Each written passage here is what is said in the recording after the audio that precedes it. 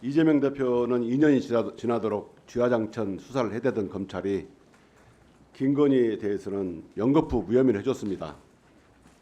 마치 변호인 같았습니다. 검찰이 어쩌다가 이 지경까지 이르게 됐는지 정말 이제 수명을 다해서 문을 닫아야 할 때가 됐구나라고 생각을 하게 됐습니다. 막상 이 자리에 오니 없어질 검찰을 위해서 국정감사를 해야 되나 이런 생각이 들었습니다. 저는 올해 3월까지 징계를 받고 제가 해임이 됐는데요. 여러분과 같은 검사였습니다. 저는 30년간 검사 생활을 하면서 정말 검사로서 가능한 본분을 지키려고 노력했고 술자리와 폭탄주와 그리고 패거리 문화를 멀리하면서 검사로서 본분을 지키려고 노력했습니다. 윤석열 사단이 보기에는 정말 검사 같지 않은 검사였지만 저는 검사로서 그게 맞다고 생각했습니다. 김종원사.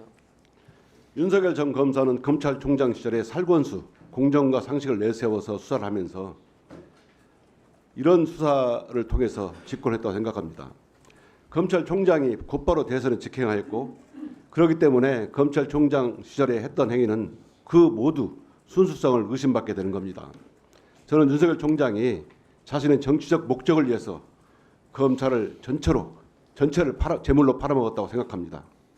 윤석열 전 총장은 우리 검찰 후배들에게 사과를 해야 된다고 생각합니다. 후배님도 당당하게 사과를 요구하십시오. 저는 윤석열 총장 시절 중앙검사장으로 근무하면서 윤석열 총장 가족 사건 수사를 지휘했습니다. 윤석열 총장의 무도하고 그리고 상식에 맞던 지시에도 맞섰습니다. 윤석열 총장과 정치검찰은 그에 대해서 저에게 무지막지한 보복을 가해왔습니다. 윤석열 전 총장에 직접 모욕을 당하기도 하고 또 김학의 출국 금지에 관여했다는 이유로 저를 기소했으나 저는 1, 2심 모두 무죄를 받았습니다. 또 윤석열과 그 사단에 대해서 전두환의 하나회에 비견된다는 말을 했다는 이유로 징계에 넘겨졌고 급기야 해임이 됐습니다. 결국 여러 건의 재판과 수사, 징계를 받게 되어 저는 사직도 마음대로 할 수 없는 상황에 이르렀습니다. 평범한 검사로서 저를 검사 생활을 마치려는 꿈은 저는 사라졌고 윤석열 검찰 정권의 무도함을 국민에게 알리고 또 비판하고 이를 막아내는 것이 저희 소임이라 생각되어 정치의 길에 들어섰습니다.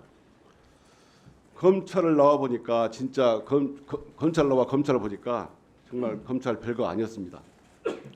국민들이 보기에 별거 아닌데 검찰 자신들은 세상이 마치 자신들이 쥐락펴락할 수 있는 것처럼 오만하게 짝이 없고 행동합니다. 그 뒷배에 윤석열을 믿고 그런 것이 아닌가 의심을 해봅니다. 그 대표적인 애가 검찰에 연거푸 무혐의를 준 디올백 사건과 도이치모터스 사건입니다. 김건희 디올백 무혐의는 정말 과거 검찰이 99만 원 불기소 세트와 같은 법 기술을 부린 겁니다. 검찰이 디올백 사건 면접으로 모든 국민의 공직자의 아내는 300만 원 디올백을 받아도 된다는 그런 선언을 한 겁니다. 대한민국 법치주의 사망을 선언하는 겁니다. 엊그제 무혐의 준 김건희 주가 조작 사건 또 어떻습니까? 손은배 검사 누구한테 물어봐도 김건희는 살아있는 권력이라고 인정합니다. 살아있는 권력 김건희를 무혐의하면서 뭐가 그리 자랑스러운지 검찰이 PPT 100장을 띄우면서 4시간 동안이나 설명안을 보게 됩니다. 검찰 자기들 스스로도 처참하고 차량했을 것입니다. 보도자료는 또 어떻습니까? 마치 김건희 변론 요지서와 같았습니다.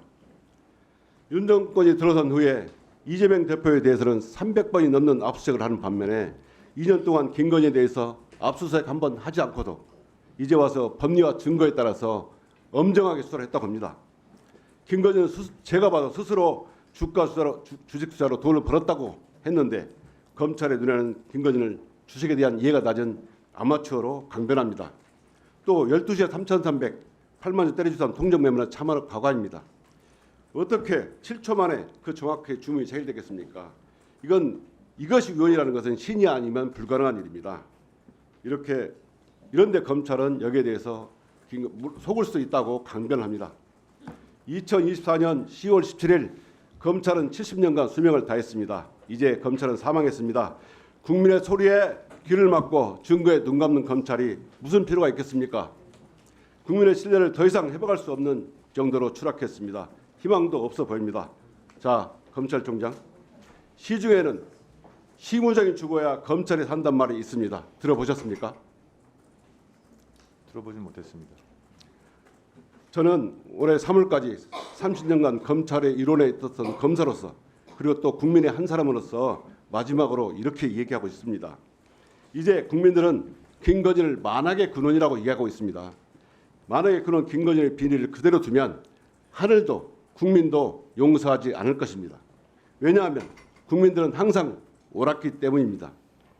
빠른 시일 내에 김건희 특별수사팀을 구성하십시오.